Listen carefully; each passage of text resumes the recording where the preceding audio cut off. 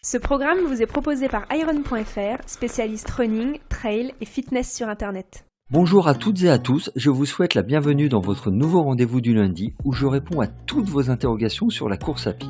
Aujourd'hui, j'ai le plaisir de répondre à la question de Nadia, une runneuse de l'Atlas qui se questionne sur la dépense énergétique et plus particulièrement calorique à l'effort. Je ne vous en dis pas plus et je vous propose maintenant d'écouter le message de Nadia.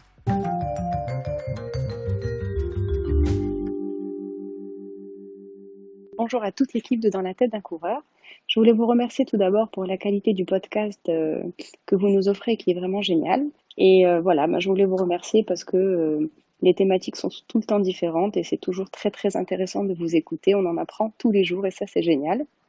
Moi j'avais une petite question s'il vous plaît concernant la perte calorique. Je vous explique. Deux personnes du même gabarit qui courent aux mêmes allures à la même distance ne vont pas perdre les mêmes, la perte calorique sera différente. Voilà, et je voulais juste comprendre pourquoi. Alors j'ai fait mes petites recherches sur internet, mais j'ai pas trouvé grand-chose en tout cas. Et voilà, donc je suis sûre que Fred a la réponse idéale qui va répondre à ma petite question.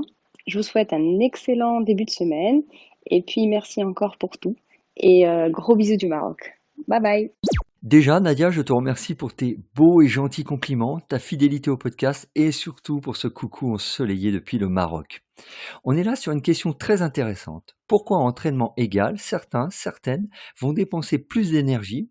Et j'élargirai la question en considérant des personnes qui n'ont pas forcément le même gabarit. Tout d'abord, un petit rappel sur la dépense calorique à l'effort. On le sait tous, pour fonctionner, l'organisme a besoin d'énergie et quoi qu'on fasse, nous avons donc une dépense énergétique minimale. C'est ce qu'on appelle le métabolisme de base. Pour les sportives et les sportifs, s'ajoutent à cela les dépenses énergétiques dans la pratique de leur sport favori. Que ce soit au repos comme à l'effort, nous notons des différences de dépenses caloriques qui sont liées à plusieurs facteurs. Tout d'abord le poids.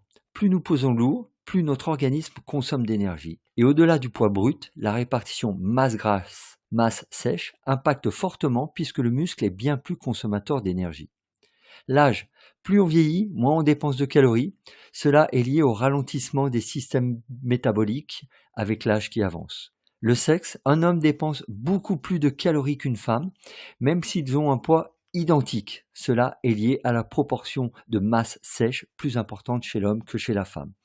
Notons pour ces dames que la ménopause affecte la dépense énergétique qui sera diminuée du fait de la modification de l'activité hormonale. Enfin, la taille. Dans un système logique que tout le monde comprendra, plus on est grand, plus la dépense énergétique sera élevée. Il s'agit là donc des facteurs influant les besoins caloriques d'une personne, et cela tant à l'effort qu'au repos. Nous comprenons donc assez facilement pourquoi ces besoins varient d'un individu à l'autre, même s'ils pratiquent le même sport aux mêmes intensités. Maintenant, pour complexifier la question et revenir à l'interrogation de Nadia, pourquoi deux personnes de même gabarit, nous comprendrons là deux personnes qui ont le même poids et la même taille, ont des dépenses énergétiques différentes.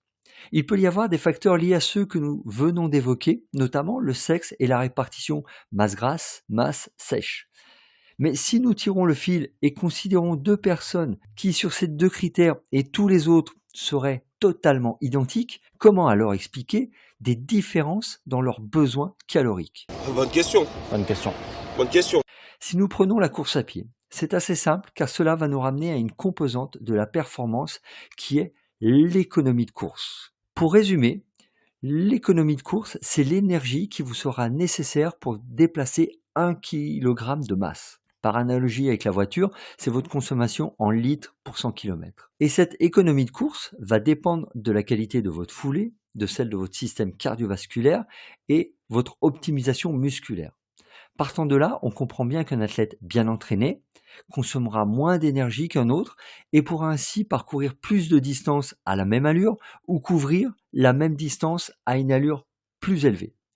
Et ce phénomène d'économie de course se retrouve au final dans l'ensemble des activités physiques et sportives. C'est ce que nous pourrions appeler l'efficacité du geste, c'est-à-dire notre capacité à réaliser le plus efficacement possible un mouvement pour un coût énergétique le plus faible possible.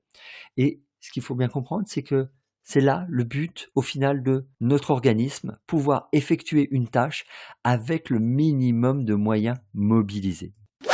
Il ne me reste plus qu'à vous souhaiter une bonne journée et à vous donner rendez-vous dès lundi prochain pour un nouvel épisode du podcast. N'hésitez pas à vous abonner sur votre plateforme d'écoute favori et à nous laisser une évaluation pour nous encourager. Je vous rappelle que vous pouvez aussi m'envoyer vos questions via message audio sur le WhatsApp de l'émission. Vous trouverez le numéro dans la description de cet épisode. À bientôt.